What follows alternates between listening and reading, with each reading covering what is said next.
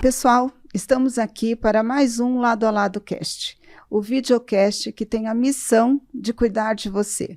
Hoje, o Lado a Lado Cast fala sobre uma fase muito importante da vida da mulher, a menopausa.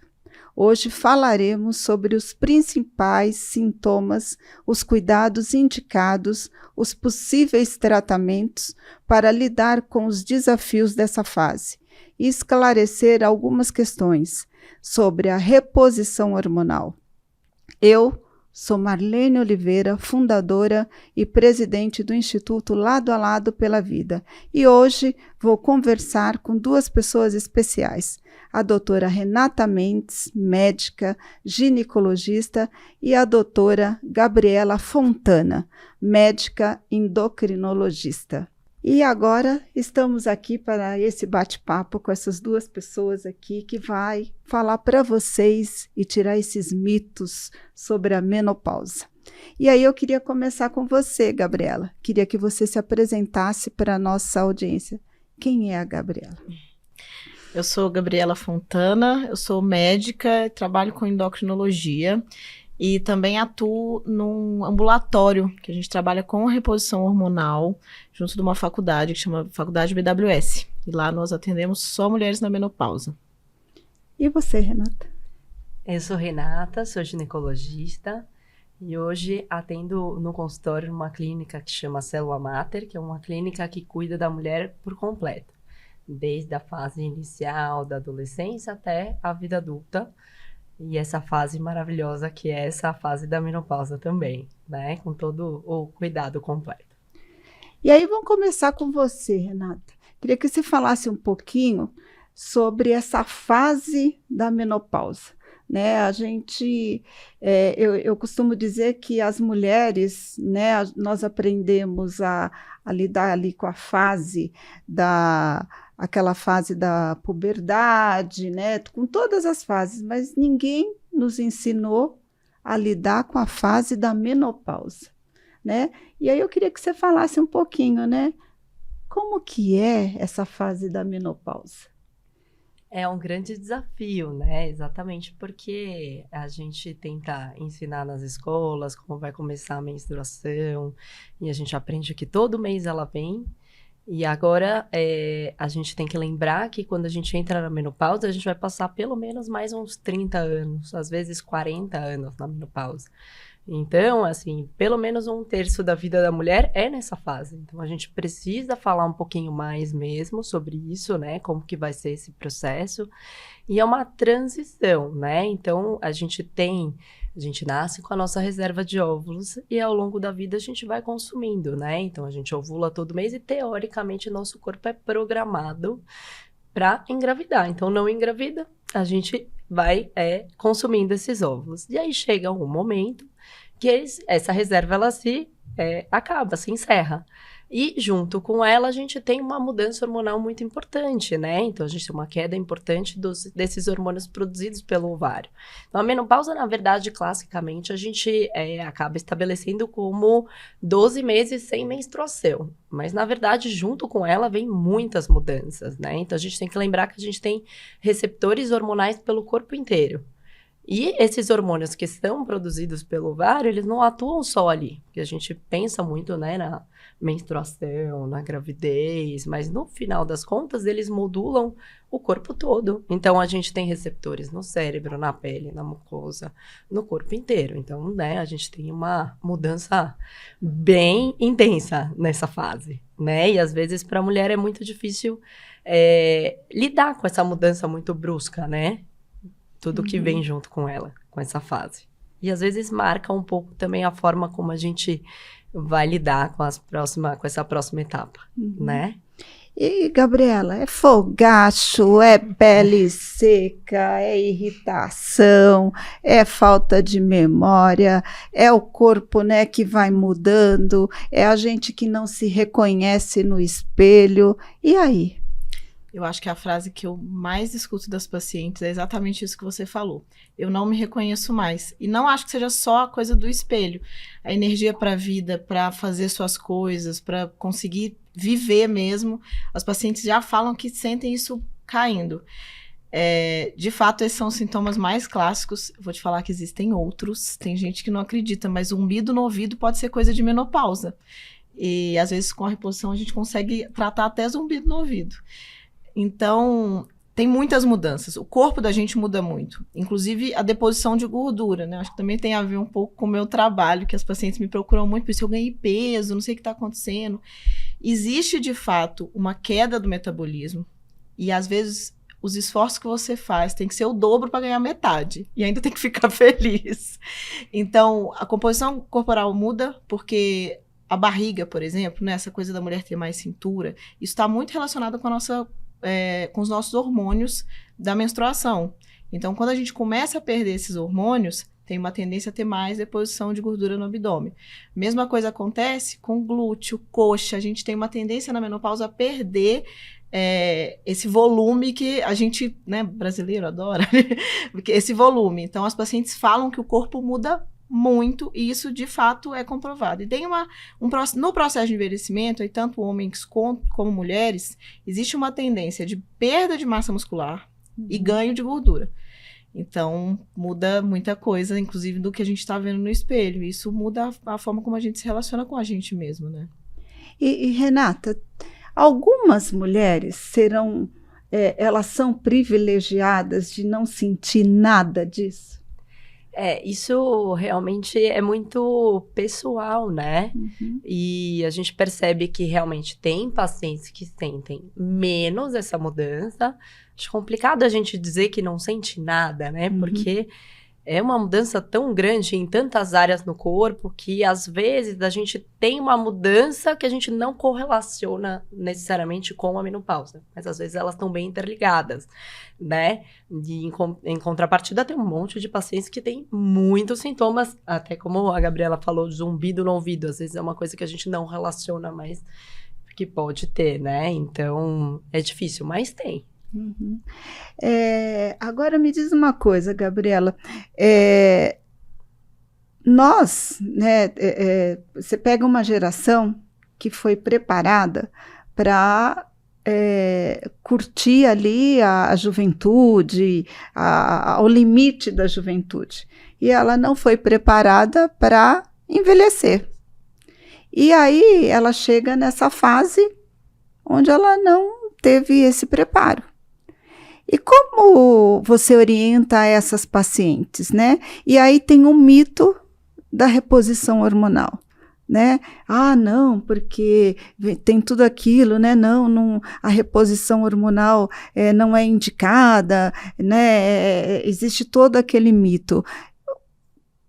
E aí, né? O que você orienta as suas pacientes, né? Pode, não pode? É aconselhável, não é aconselhável? Envelhecer não é fácil. E envelhecer sozinho é pior ainda. Uhum. Então, é importante ter equipe, médico, que acompanhe e ajude os pacientes nesse momento. E acho que o mais importante é a informação. Porque muitas das vezes as pacientes chegam com muito medo de coisas que não têm nenhuma relação com a realidade, inclusive. Reposição hormonal é igual qualquer tratamento. Eu sempre brinco com as pacientes que elas falam assim, mas fulano é contra. Gente, não é time de futebol. Eu sou Cruzeiro, o outro é Atlético. A questão é, você tem indicação ou não tem para reposição hormonal. Então, se a paciente tem indicação, não tem nenhuma contraindicação absoluta, não tem nenhuma condição que a impeça de fazer a reposição e tem sintomas, eu acho que é super necessário fazer. Então, isso é muito importante. Então, paciente que tem sintomas de fogacho, é super importante fazer avaliação, porque precisa fazer reposição, se for indicado. O fogacho está associado à doença cardiovascular, à demência. Então, não é só um sintoma de calor, é uma coisa que pode mudar estruturalmente a vida dessa paciente. Então, a reposição hormonal bem feita, ela salva vidas, ela ajuda na saúde cardiovascular, ajuda na saúde óssea. Essas coisas a gente não consegue ver, porque além dos sintomas, né, que a gente estava comentando, que são muito difíceis, ela também pode ajudar em coisas para a longevidade da paciente. Então, você evita que uma paciente desenvolva uma osteoporose, você evita que essa paciente tenha um risco aumentado de AVC, de infarto, fazendo uma reposição hormonal, obviamente, bem feita, da forma adequada. Mas ela é super importante. Renata, nós, mulheres, sempre tivemos que girar muitos pratos, né, ao longo da nossa vida. E aí, quando chega na fase da menopausa, nós precisamos deixar cair alguns pratos, né? Como que você orienta suas pacientes nessa fase da menopausa? Como que você vai orientando essas pacientes a começar a ter um olhar diferente, né, para como lidar nessa fase, né? Eu acho que, assim, a gente tem que entender exatamente que a mulher está acostumada a fazer tudo ao mesmo tempo e dar conta de tudo. E às vezes isso é muito cansativo, né? E quando chega nessa fase, a gente, às vezes, tem algumas pacientes que até percebem isso, que a gente tem que começar a se priorizar, né? Colocar a gente em primeiro lugar, a nossa saúde em primeiro lugar. Então, o que a gente pode fazer para prevenir ou, talvez, assim, passar por essa fase de uma maneira mais tranquila, né? Então, evitar, né, muito estresse, porque a gente tenta dar conta de fazer tudo e, na verdade, essa pressão social, às vezes, né, esse cansaço mental de querer fazer tudo, isso por si só já gera um estresse muito grande e atrapalha, né, esse processo todo. Pode até piorar realmente os sintomas, né? A atividade física super importante, né? Então, às vezes, a gente quer dar conta do trabalho, dar conta da vida social, dar conta dos filhos, da vida de todo mundo, e aí a gente não encontra um tempo para fazer uma coisa que é super importante pra gente, que é uma atividade física. E muitas vezes a gente pensa na atividade física como uma atividade física pensando na parte mais estética. E, na verdade, a atividade física ela tem uma regulação, uma modulação hormonal muito importante. Na parte intestinal, no sono, nessa modulação hormonal. Então, isso já é bem claro que as pacientes que fazem atividade física tem uma melhora dos sintomas da menopausa. Isso já é bem claro e bem estabelecido. A alimentação, então, evitar aqueles alimentos ultraprocessados, isso tudo também gera uma inflamação maior. Então, explicar para elas que esse é um momento de parar, desacelerar e se priorizar mesmo. Se a gente não se coloca em primeiro lugar, essa mudança vai ser mais importante. E Gabriela, hoje a gente ouve falar muito na qualidade do sono. E para a mulher na fase menopausa, a gente sabe que tudo menos a qualidade do sono existe, né? E como você orienta essas pacientes? Quais são as dicas, né? Por exemplo, aquela paciente que não tem condição, né? A gente, aqui na nossa audiência, nós temos também aquela paciente que às vezes não tem condição de ter acesso, né, a fazer uma reposição ou a procurar um médico. Quais são as dicas que você daria para essa paciente? Eu acho que o que a Renata falou é perfeito, assim. É estilo de vida. Não tem nada mais poderoso pra gente do que o que a gente faz todo dia por nós mesmos. O nosso estilo de vida, ele é fundamental para a gente conseguir ter uma vida um pouco melhor. Não adianta a gente ficar o dia inteiro no celular, a noite em frente à tela, resolvendo problema, querer deitar na cama e dormir. Ninguém vai conseguir fazer isso. Quando a gente tem os nossos hormônios contra a gente, mais difícil ainda. Então, atividade física é super importante. Cuidados, inclusive, com a alimentação. Café é uma coisa que às vezes as pessoas exageram e o café pode interferir na qualidade do sono. Às vezes a pessoa fala, não faz diferença, mas quando a gente começa a diminuir, sente que faz diferença. Então, é super importante entender que se você não faz uma higiene do sono adequada, isso começa na hora que você acorda. Então, você tem que dormir de preferência sempre no mesmo horário, acordar também de preferência sempre num horário parecido e se preparar para dormir. Então, desligar as telas, tentar diminuir a luz, tentar ter um pouco de tranquilidade, às vezes trocar o celular por um livro, alguma coisa que vai diminuir a nossa energia também, porque se deixar a cabeça da gente vai longe, né? Então, cuidar do nosso sono, da nossa rotina é fundamental. Ainda mais a cabeça da mulher, né? Exatamente. A gente fica querendo pensar e resolver todas as listas de tudo que a gente vai fazer no dia seguinte, né? E reposição hormonal não é milagre, né? Então, assim, ela vai ajudar, mas ela não resolve um estilo de vida ruim, por exemplo. Então, a gente precisa dar nossa parte também de contribuição. E deixa eu te perguntar, Renata, e a mulher nessa fase, a libido dela? A libido. Porque Cadê a libido? Deve ser, assim, a grande queixa, né? Porque é os pratos, né? E os hormônios, e é tudo ali né, envolvido, né? Muda tudo. E aí? A libido é um grande desafio, né? Porque acho que a primeira coisa que a gente tem que falar e deixar também bem claro, né? A libido, ela não está diretamente relacionada à questão hormonal. Então, a gente tem que lembrar que ela é multifatorial, né? Mas, com certeza, com a menopausa, a gente tem um impacto super importante na libido. E o homem não tem menopausa, ele até tem andropausa. Hoje se fala bastante sobre isso, mas não tem essa queda, essa mudança hormonal tão importante e brusca, né? Porque, no final das contas, é uma queda importante de uma maneira rápida, e por isso que a gente acaba tendo todos esses sintomas, né? Mas, assim, pra libido, por incrível que pareça, tudo que a gente tá falando de estilo de vida influencia. A gente tem que lembrar também que relacionamentos mais longos, né? Isso tudo naturalmente vai tendo uma mudança desse padrão da relação e da libido, da forma como a gente lida com essa intimidade.